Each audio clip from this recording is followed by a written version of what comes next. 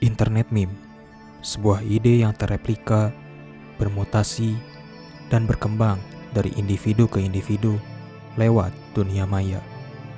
Ide di sini tidak lain menertawakan gaya gambar dan video yang sama secara komunal.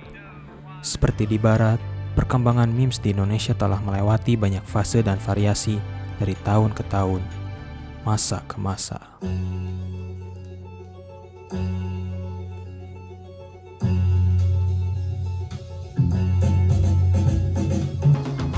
Masa terlahir dalam sahaja, pancaroba terakhir salam angkara, ceceran kilasan di atas tilas, bersanding dengan jajaran gagasan berbalas culas, penyintas semesta ruang dan waktu, melintas di antara semua kubang laraku, memori panas semusim di rural Sydney, antusias bermukim dan sundal silang birahi. Tahun 2010 menandai jejak awal proto-meme Indonesia. Sinta Jojo, Udin Sedunia, Udin yang pertama, namanya Awaludin. parodi Vidab, Tanding jeung aing goblok dun siap. Anjing gurung. dan lain sebagainya, mengkristalisasi budaya internet Indonesia. Akhir 2000-an, kepopuleran 9gag melejit di kalangan pengguna internet dan menyebarkan konsep meme ke berbagai belahan penjuru dunia, tak terkecuali Indonesia pada awal dekade 10-an. 2011, muncul entitas paling awal dalam jejak sejarah meme Indonesia, website Naga, Guyon, serta halaman Tumblr Fakih Mahasiswa. Legasi yang ditinggalkan Trisula ini, walau pengaruhnya tidak sejauh dan sebesar entitas yang muncul pada tahun berikutnya, ketiganya terutama Naga, berhasil mengukuhkan pondasi skena meme lokal. Karakteristik memes pada masa ini yakni lucu tanpa adanya unsur ironi. Selain meme image makro, Rage Comic menjadi pilihan template terfavorit bagi para kreator pada masa ini. Template diimpor langsung dari barat. Penggunaannya secara plek-plekan, lalu berkembang, dimodifikasi sedikit demi sedikit, yang lama-kelamaan menjadi template yang benar-benar berbeda dari aslinya, atau lahirnya template orisinil buatan pemimer lokal. Dirasa fotonya berpotensi alias memeable, potret penjual bakso yang manca tangkap menjadi template anti-troll. Pak Jaya, satu dari banyaknya meme lokal yang bermunculan pada masa ini. Raditya Dika, Malam Minggu Miko. Nama gue Miko, gue udah jomblo selama Jomblo, JKT48, Ngidol, politisi, film, ada gregetnya. iklan meresahkan. Kemudian saya berobat ke klinik Tongfang. Hanya dengan 3 paket pengobatan dia. Pengaruh budaya pop memiliki andil terbesar di tiap babak sejarah meme Indonesia. Mudahnya orang normal menangkap konteks dan mengerti konsep lucu suatu meme, di mana perputaran dan penyebaran template atau bahkan konsep meme itu sendiri semakin cepat, juga luas. Awal 2012, bermodalkan meme terjemahan, seorang remaja bernama Simeon Praskaluxtiwa berniat untuk meluncurkan halaman meme-nya sendiri dengan nama Troll Komik Indonesia. Dirasa terlalu spesifik, akhirnya pilihan nama jatuh kepada meme komik Indonesia. Hanya dalam hitungan bulan, penyuka halaman MCI mencapai puluhan ribu. Cara Mas Praska melibatkan komunitas dengan seringnya memuat meme kiriman dari mereka, serta perekrutan admin di antara para penyuka merupakan faktor-faktor kunci kesuksesan MCI. Tanpa ia sadari, halaman yang dibuatnya untuk sekedar mengisi keluangan waktu itu kelak menjadi halaman memes terbesar dan paling berpengaruh di Indonesia. Agak bergeser ke Jawa bagian barat, Aji Ramadan meluncurkan website Wancuk pada Februari 2012 dan berganti nama menjadi Wancak setelah dirasa cuk berkonotasi negatif dalam dialek Jawa. Sangat jelas bagaimana Wancak terinspirasi oleh 9gag. Namun, meme yang dimuat para pengguna di Wancak, entah bagaimana menjelaskannya, terasa Indonesia sekali. Dinamika Otong dan Pak Pol, Panjul, Om, tambah Tante Kunti nantinya, kekayaan yang tidak akan habisnya Amin Richman, dan keantikan para penggunanya seperti Jeremy Amos, Amar Lubis, dan Hezkiel Abdiel menarik para pengguna internet lokal, membangun pondasi kokoh secara organik dari Wancaker untuk Wancaker. Walhasil, Wancak menjadi website pilihan pertama warganet lokal untuk berselancar menertawai kocaknya meme hasil karya para Wancaker. Dengan komunitas yang kuat, kedua entitas ini menjadi kolosal yang kita kenal hingga saat ini. Kestagnanan jokes, merosotnya kualitas postingan, dan ketidakseimbangan internal MCI pasca Mas Praska mundur dari kepengurusan, serta alih kuasa kepemilikan halaman kepada admin S, membuat halayak kecewa, membawa skena meme lokal kepada jejak sejarah berikutnya. Tidak dipungkiri lagi, peranan Facebook sebagai hulu sumber awal sirkulasi meme lokal dan sikap elitisme pada skena manapun akan selalu menghasilkan suatu keantikan. Berdasarkan alur garis waktu yang dibuat oleh Malvin, kita bisa melihat bagaimana gerakan sebelum-sebelumnya mereaksi pembentukan skena meme berikutnya. Bila dianalisa, Anti-Piwi Gaskin sebagai cetak biru dari lahirnya berbagai halaman haters yang tumbuh subur pada awal dekade 10-an. Pada awalnya, para halaman haters berfungsi secara tanpa ironi. Namun, pada masa ini, satir mulai muncul. Kini, kita ada di tahap lapisan pertama ironi.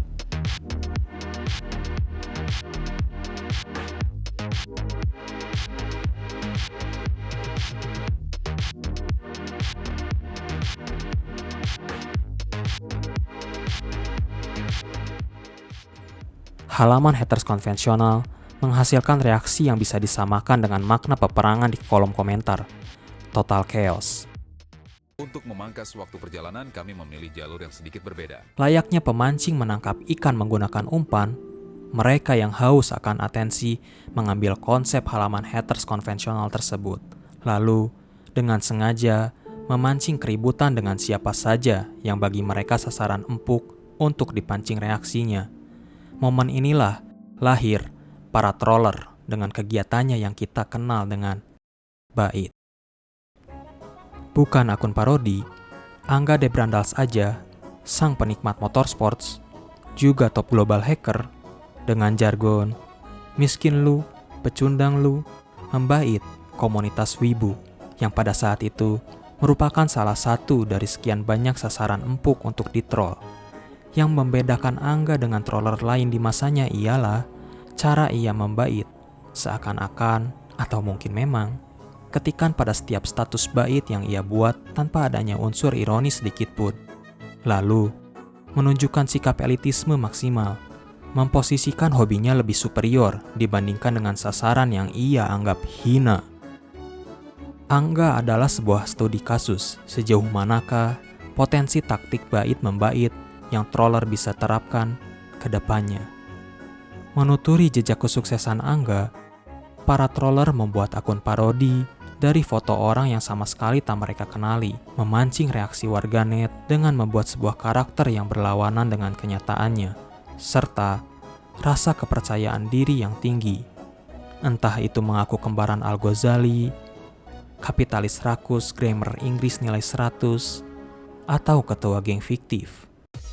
Eskalator membalik dan merombak konsep trolling yang sudah ada.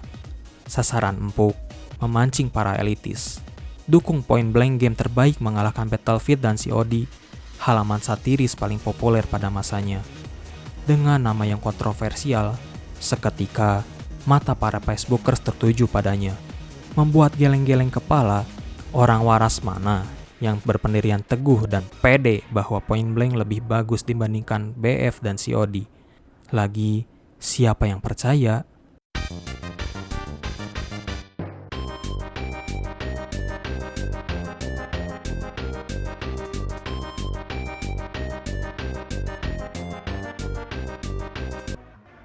Pantat para elitis kebakaran. Sejarah terulang sendirinya. Halaman sejenis mulai bermunculan. Iterasinya terus berganti. Intinya, menaruhkan posisi lebih rendah dari sasaran. Humble. Dukung Point Blank memiliki semacam lore tersendiri bagi setiap karakter meme yang mereka gunakan.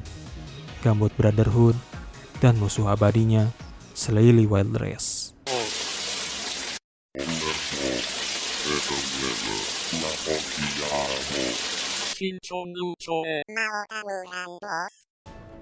Kepopuleran karakter tersebut melangkahi halaman dan kreatornya itu sendiri.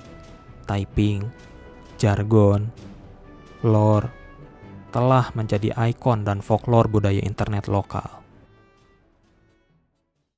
Boomingnya gelombang kedua Vaporwave beserta estetika dan budaya yang menyertainya membawa kita ke babak baru.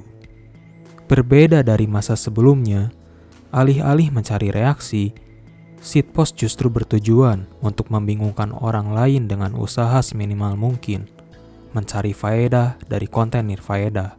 Terserah yang melihat untuk menginterpretasikannya, entah itu lucu, menjengkelkan, atau membatin.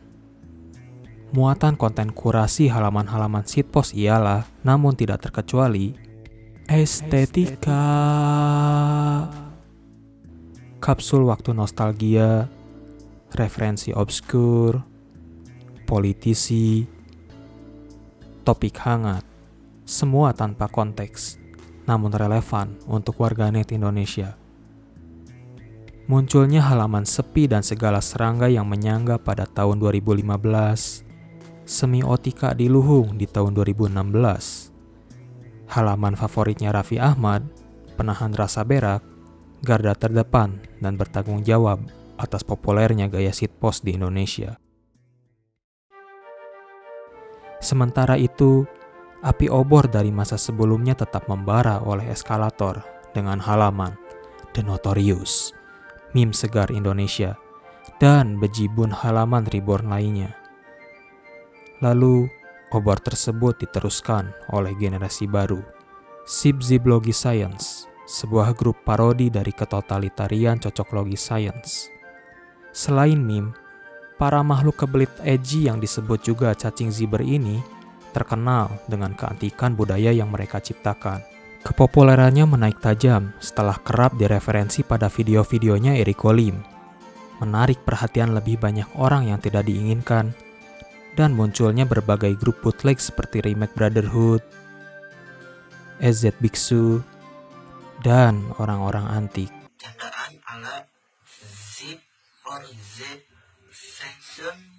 Karena populernya konten shitpost dan meme ala MSI dan EZ, para yimyam beradaptasi dengan memperbaharui selera humor mereka.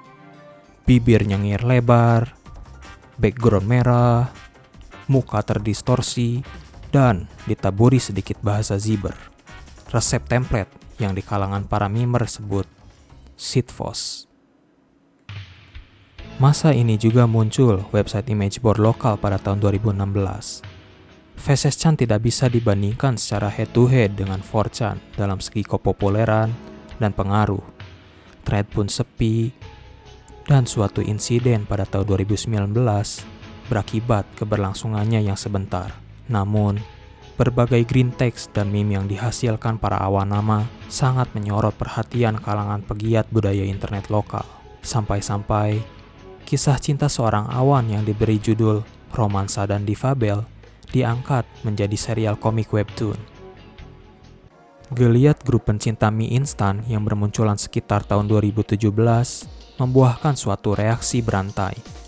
Menyongsong pemilihan umum 2019, sekelompok penikmat mie instan membuat halaman parodi dari berbagai partai, tapi menggunakan merek mie instan yang mereka cintai, bergerilya saling melancarkan propaganda bagaimana merek yang mereka wakili lebih pantas untuk dipilih, sekaligus mendiskredit merek oposisi.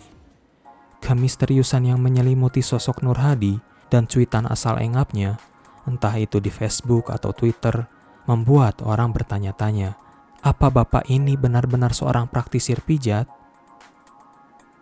Profil Facebook fiktif ala masa edgy, akun Aldo Suparman, menggunakan foto Rektor Unwar sebagai foto profil, berroleplay menjadi bapak-bapak dengan status-status alay ala awal dekade 10-an.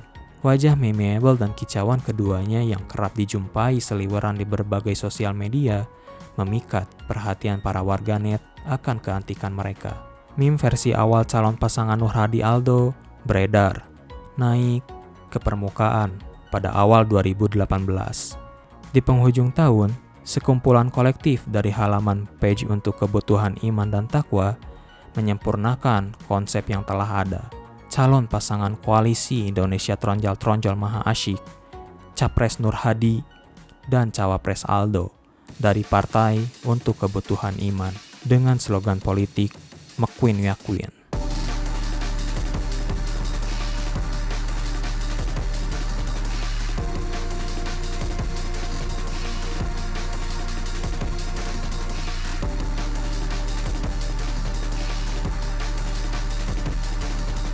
Kami dari Koalisi Indonesia Tronjol-Tronjol Maha Asyik semakin yakin.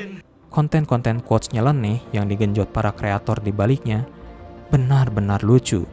Ditambah karya lain hasil para penggemar menyebabkan penyebarannya yang langsung tembus media mainstream. Suatu hembusan angin segar dari hiruk-pikuk diskursus politik pada saat itu. Dalam struktur kesusastraan, ironi termasuk ke dalam majas sindiran. Secara definisi, ironi adalah majas yang menyatakan makna yang bertentangan dengan makna sesungguhnya.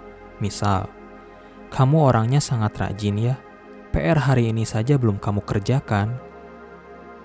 Sarkasme tidak sama dengan satir. Keduanya merupakan bagian dari majas sindiran. Sarkasme, mengejek, mengolok-ngolok secara frontal. Sedangkan satir, ironi bernada sarkas, lebih pedas nyindirnya. Berdasarkan penjelasan lapis ironi oleh Zweig, ironi memerlukan sesuatu hal yang berbasiskan realita agar bisa dipergunakan. Jadi, seseorang bisa menangkap maksud dari ironinya. Suatu template bisa melewati dan berakhir pada lapisan tertentu. Cium member korang kat mulut, lapisan 0. Sama sekali tidak ada sindiran atau nada sarkas. Jujur sejujur-jujurnya, makna sesungguhnya. Lapisan pertama, cium member kau yang angkat mudut, nohomodo. Sejak awal enggan menggawai dan kalimat tersebut dijadikan sarkas dengan tambahan kata nohomodo yang menekankan bahwa kalimat yang diucapkannya merupakan candaan. Lapisan kedua, pasca ironi. Guys, hari ini kan menandakan hari ke-6 pada sistem kalender Masehi, Sabtu. Kalau gue ketemu anggota grup sih mana mungkin kita bercumbu, bersilat lidah penuh gairah di depan patung sepatu Cibaduyut pada pukul 1 siang lewat 26 menit waktu Indonesia Barat. Haha. Kembalinya ironi kepada sesungguhnya, alias dungu beneran. Kalimat tadi juga bisa diklasifikasikan sebagai meta ironi, ketika ironi dan sesungguhnya menjadi kabur. Perbedaan setipis helai benang antara apakah orang ini sedang bercanda atau bersungguh-sungguh. Entah si TS sendiri bingung dengan makna dari candaan yang ia buat, atau sejak dari awal, TS tidak ingin orang mengetahui bahwa ia bersungguh-sungguh dengan makna candaannya. Bila ada yang menyangkal, ia berlindung dengan tameng, gue cuman bercanda guys.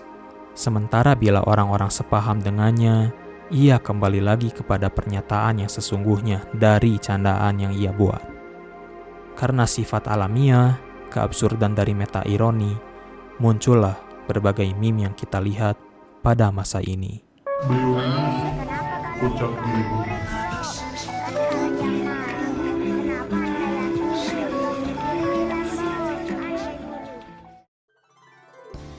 Jejak awal perkembangan meme ironi di Indonesia bisa kita telusuri sejak tahun 2018 dengan merebaknya konten deep fried meme pada saat itu. Dan halaman paling kesohor di genre ini tidak lain tidak bukan meme goreng. Pola yang sama terus terulang dari setiap masa. Inspirasi dan pengaruh barat masih berperan penting untuk skena lokal bergulir ke babak berikutnya. Humor ironi yang tengah naik daun pada saat itu seperti Harap Funny, Oke Body Retard, Gamers Rise Up, Dodge Lore, tercerminkan dengan kemunculan halaman-halaman meme seperti Njir Moment, CTFU Nusantara, Kita Hidup di Masyarakat, Indoj, Disendos, pada periode 2019 hingga 2020. Setahun berikutnya, budaya menunggu unggahan kreasi para admin halaman meme, serta fungsi awal grup yang tadinya hanya sebatas untuk mengunggah postingan meme dari anggota ke halaman mereka, justru tergantikan oleh para member yang memompa konten lebih banyak dan terhitung lebih cepat, atau grup meme ironi lain yang tengah naik daun pada kala itu. Ditambah kesibukan sehari-hari dan mepetnya waktu senggang para admin, volume original konten dan aktivitas dari halaman mereka menurun drastis. Dari masa sebelumnya pun, grup-grup meme sudahlah eksis, tapi di masa ini, grup meme bermunculan bak miksue di tiap ruko kosong. Mau yang bergaya apapun, ada sesuai selera humor kalian. Pokoknya, kamu harus bergabung di tiap grup yang berbeda aliran tersebut kalau tidak mau ketinggalan template-template meme terkini. Oke, jadi gue tuh kurator meme. Lo kurator meme? Mereview, menganalisa, mengkoreksi. Seperti PewDiePie meme review? Yes, Oke. gitu. Nah, PewDiePie pun juga meme lord sebenarnya. Gue juga bisa dibilang meme lord tapi nggak terlalu. Gue lebih enak bilang kurator meme. Nah, meme lord. Memproklamirkan dirinya sebagai kurator meme, tanpa seseorang pun yang meminta dan membutuhkan, Eno Bening mengemban misi untuk memperbaiki kualitas meme lokal. Dengan metode pendekatan dogmatis absolut yang ia terapkan, bahwa meme itu harus begini, tentu menimbulkan pertentangan di kalangan penikmat meme. Notabene di Facebook, suka atau tidak dengan konten reaksi atau edukasi dari para konten kreator dan kepopuleran TikTok yang meningkat, berandil untuk memaparkan gaya meme ironi ke kalangan darah muda generasi Z untuk lebih baik atau lebih buruk. Sudah lebih dari 1 dekade lamanya perjalanan perkembangan meme Indonesia. Sudah sepatutnya dirayakan dengan bangganya atas kualitas dan tumbuh suburnya budaya meme lokal yang telah diasah dari masa rage komik. Humor terus berkembang, tren silih berganti. Walau grup harus hangus atau diperdagangkan, pijaran meme akan tetap menyala.